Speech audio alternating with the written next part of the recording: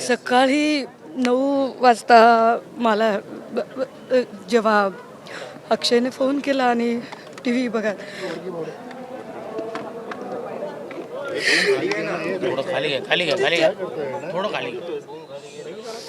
आम्हाला आत्ताही असं वाटतंय की ही सगळी बातमी खोटी ठरणार असेल.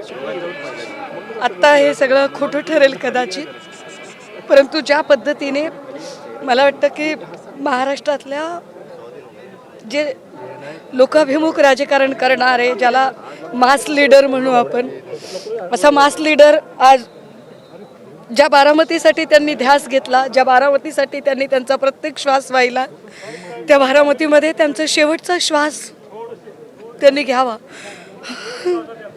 हे ते विरोधक असतील, ते विरोधी पक्षात असतील,